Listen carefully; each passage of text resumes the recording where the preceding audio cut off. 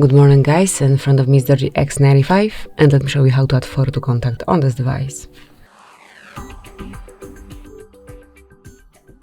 So at first open contacts, then choose the one that you want to add this profile picture to and click on edit. Now tap on this camera icon and at the top of the list you can either take a photo if someone is staying right in front of you, or you can choose something from your own gallery. So let me pick a picture. Now you can customize it however you like and then tap on Save Copy.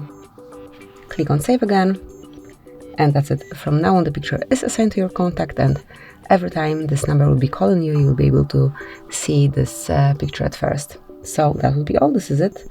Thank you for watching. Please subscribe our channel and leave the thumbs up.